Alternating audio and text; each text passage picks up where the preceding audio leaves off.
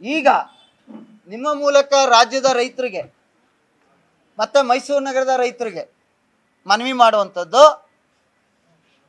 ಈ ರೀತಿ ಏನಾದ್ರು ಕಂಡೀಷನ್ ಹಾಕಿ ನಿಮಗೆ ಕೊಟ್ರೆ ಒಂದು ಕಚೇರಿ ಮುಂದೆ ಹೋರಾಟ ಮಾಡಿ, ನಾವು ಮಾಡ್ತೀವಿ. ಮತ್ತೆ ನಾನು ನಗರಾಭಿವೃದ್ಧಿ ಕಾರ್ಯದರ್ಶಿ ಅವರಿಗೆ ಮಾತನಾಡಿದ್ದೀನಿ, ಅವ್ರಿಗೂ ಮನವಿ ಮಾಡಿದ್ದೀನಿ. ಅವರು ಕೂಡ ಅಮೆಂಡ್ಮೆಂಟ್ನ ಮಾಡಬೇಕು ಅಂತ ಯೋಚನೆ ಮಾಡ್ತಾ ಇದ್ದೀವಿ ಸರ್ ಅಂತ ಹೇಳಿದ್ದಾರೆ. ಸಚಿವರಿಗೂ ಕೂಡ ಪತ್ರ ಬರಿತಾ ಇದ್ದೀನಿ, ಕೂಡಲೇ ಇದನ್ನು ಬದಲಾವಣೆ ಮಾಡಿ. ನೀವು ಟೋಲ್ ಫಿಕ್ಸ್ ಮಾಡಿ, PPP ಮಾಡಲಲ್ಲಿ ರೋಡ್ ಡೆವಲಪ್ ಮಾಡಿ, ಅದೇ ರೈತರಿಂದ ಅದೇ ಸಾರ್ವಜನಿಕರಿಂದ 200 ರೂಪಾಯಿ 300 ರೂಪಾಯಿ 400 ರೂಪಾಯಿ ಟೋಲ್ ಕಲೆಕ್ಟ್ ಮಾಡುವಾಗ ರೈತ ಉಚಿತವಾಗಿ ಜಮೀನನ್ನ ಬಿಟ್ಕೊಡ್ಬೇಕು ರಸ್ತೆ ಅಗಲೀಕರಣಕ್ಕೆ ಅಂದರೆ ಯಾವ ನ್ಯಾಯನ್ರಿ ಇದು? ಯಾವ ಆಕ್ಟಲ್ಲಿ ಇದೆ? ನಾವು ಕೂಡ ಹೋರಾಟ ಮಾಡ್ತೀವಿ ಇದನ್ನು. ಪಾಪ ಯಾರೋ ಒಂದು ಪೆಟ್ರೋಲ್ ಬಂಕ್ ಹಾಕಿರ್ತಾನೆ, ಎಮರ್ಜೆನ್ಸಿ ಅವನಿಗೆ, ಇವರು ಅಲ್ಲಿ ಕೊಡಲ್ಲ ಅಂತ ಅವರು ತೊಂದರೆ ಕೊಡ್ತಾರೆ. ನಾನು ಮೈಸೂರ್ದು ಮೊನ್ನೆ ಗಲಾಟೆ ಮಾಡಿ ವಾಪಸ್ ಹಂಗೆ ಕೊಡಿಸ್ದೆ, ತೆಗಿರಿ ಯಾವ ಆಕ್ಟಲ್ಲಿ ಇದೆ ಅಂತ ಹೇಳಿ. ಈ ರೀತಿಯ ಕಾನೂನು ಬಾಹಿರವಾದಂಥ ಒತ್ತಡಕ್ಕೆ ರೈತರು ಮಣಿಯುವಂಥದ್ದು ಬೇಡ. ಕೂಡಲೇ ಮಾನ್ಯ ಮುಖ್ಯಮಂತ್ರಿಗಳು ಮತ್ತು ನಗರಾಭಿವೃದ್ಧಿ ಸಚಿವರು ಅಧಿಕಾರಿಗಳು ಇದ್ರ ಬಗ್ಗೆ ಚರ್ಚೆ ಮಾಡಿ ಆ್ಯಕ್ಟಲ್ಲಿ ಏನಿದೆ ಅದನ್ನು ಬದಲಾವಣೆ ಆಗಬೇಕು. ಆ್ಯಕ್ಟಲ್ಲಿ ಇಲ್ಲದೆ ಇರ್ತಕ್ಕಂಥದ್ದನ್ನ ಕಂಪಲ್ಸರಿ ಮಾಡುವಂಥ ಕೆಲಸನ ಮಾಡಬೇಡಿ ಅನ್ನುವಂಥ ಒತ್ತಾಯನ ನಿಮ್ಮೆಲ್ಲರ ಮೂಲಕ ಮಾಡ್ತಾ ಇದ್ದೀವಿ. ಕ್ವಶನ್ ಇದು ಹೀಗೆ ಸರ್, ಏನಾಗಿದೆ,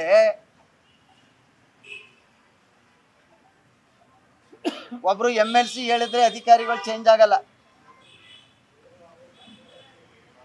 ಒಬ್ಬ MLA ಹೇಳಿದ್ರೆ ಚೇಂಜ್ ಆಗಲ್ಲ, ಒಬ್ಬ RTI ಕಾರ್ಯಕರ್ತ ಹೋಗಿ ಒಬ್ಬ ಆಫೀಸರ್ ಮುಂದೆ ಕಾಲ್ ಮೇಲೆ ಕಾಲ್ ಹಾಕೊಂಡು ಕುತ್ಕೋತಾನೆ. ವ್ಯವಸ್ಥೆ ಹಿಂಗಾಗೈತೆ ಅಂದ್ರೆ ಅವ್ರ ತಪ್ಪು ಕೆಲಸ ಮಾಡ್ತಾವ್ರ ಅಥವಾ ಇವ್ರು ಅಷ್ಟು ಸ್ವತಂತ್ರ ಕೊಟ್ಟಿದ್ದೀರಾ?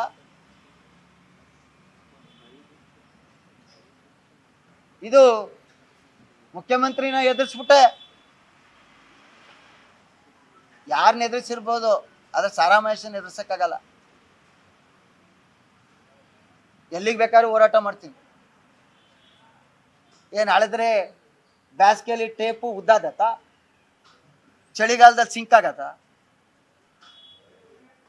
ಹೆಂಗೆ ಅಂದರೆ ನಿಮ್ಗೊಂದು ಗೊತ್ತಿರಲಿ,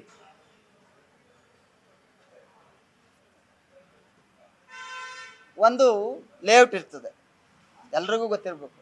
ಈಗ ನಿಮ್ಮದೇ ಲ್ಯಾಂಡ್ ಇದೆ, ಲೇಔಟು ಪ್ರೆಸ್ ಅವ್ರಿಗೆ ಕೊಟ್ಟರು, ಅದಕ್ಕೆ ಒಂದು ಸತಿ ಪ್ಲಾನ್ ಅಪ್ರೂವಲ್ ಆಗಿ ಡೆವಲಪ್ಮೆಂಟ್ ಚಾರ್ಜ್ ಕಟ್ಟಿ ನಿವೇಶನ ಅಂತ ಕಂದಾಯ ಖಾತೆ ಆಗೋದ್ಮೇಲೆ ಅದು ಲ್ಯಾಂಡಾಗಿ ಉಳಿಯಲ್ಲ, ಅದು ನಿವೇಶನ. ನಿವೇಶನನ ಚೇಂಜ್ ಆಫ್ ಲ್ಯಾಂಡ್ ಯೂಸ್ ಮಾಡ್ಕೊ ಬಂದ್ಮೇಲೆ ಅದಕ್ಕೆ ಮತ್ತೆ ಎಲಿನೇಷನ್ ಬೇಕಿಲ್ಲ. ಅಷ್ಟು ಕಾಮನ್ ಸೆನ್ಸ್ ಅಲ್ಲದೆ ಇರೋವು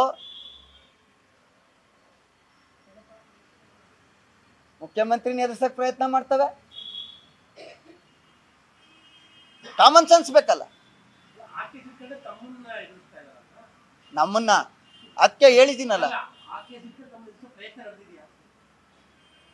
ಅಧಿಕಾರಿ ಹತ್ರ ಹೋಗಿ ಧಮಕಿ ಹಾಕಿದ್ದಾರೆ.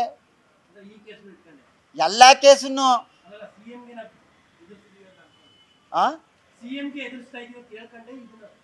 ಸಾರ್ವಜನಿಕರನ್ನೇ ಎದುರಿಸ್ತಾವ್ರಲ್ಲ ಸರ್.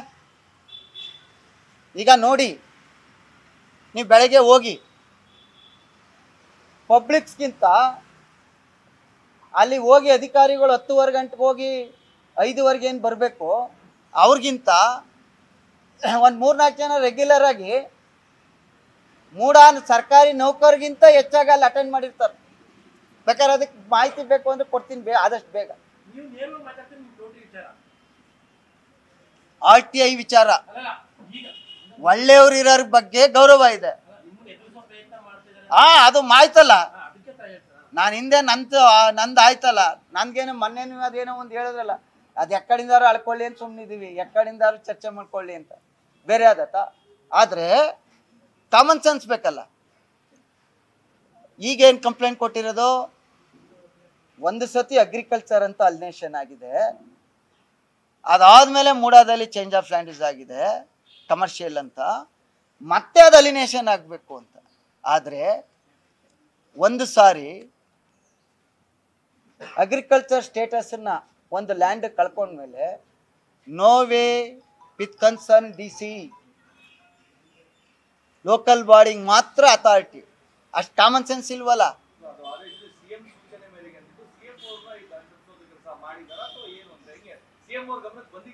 ನಿಮ್ಗೊಂದು ಗೊತ್ತಾ, ಇದು CM ಇರಲಿ, ಸೆಕ್ರೆಟರಿಗೆ ಗೊತ್ತಿಲ್ಲ,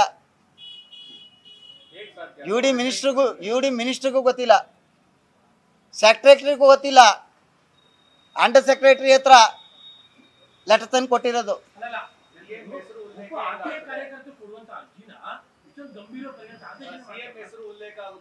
ನಾನು ಅದ್ ಹೇಳಿದ್ನಲ್ಲ ಸರ್, ಹಂಗಾಗ್ಬಿಟ್ಟಿದ್ದಾರೆ. ಈ ನಂದು ಯಾವುದೋ ಮೊನ್ನೆ ಒಂದು ಪತ್ರಿಕೆ ನೋಡಿದ್ರಲ್ಲ, ಒಂದು ಲೆಟ್ರು, ಅದು ಮಿನಿಸ್ಟ್ರ್ ಗಮನಕ್ಕೂ ಹೋಗಿಲ್ಲ, ಸೆಕ್ರೆಟರಿ ಗಮನಕ್ಕೂ ಹೋಗಿಲ್ಲ.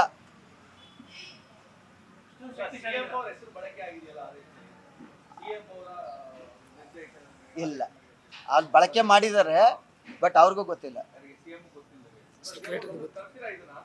ಇದನ್ನ ಈಗಾಗಲೇ ನಾನು ಸೆಕ್ರೆಟರಿ ಅವ್ರ ಗಮನಕ್ಕೆ ತೆಗೆದು, ಯಾವ ಅಧಿಕಾರಿ ಇದನ್ನ ಮಾಡಿದ್ರು, ಯಾವ ಆಕ್ಟ್ ಅಡಿನಲ್ಲಿ ಮಾಡಿದ್ದಾರೆ ಅಂತೇಳಿ, ಯಾರು ಇದಕ್ಕೆ ಸೈನ್ ಹಾಕಿದ್ದಾರೆ, ಸರ್ಕಾರ ಯಾರು ಅಂತ ಕೇಳಿ ಈಗಾಗಲೇ ಪತ್ರ ಬರೆದಿದ್ದು. ನ್ಯೂಸ್ ಫಸ್ಟ್, ನಿರ್ಭೀತಿಯಿಂದ ನಿಮ್ಮ ಪರವಾಗಿ.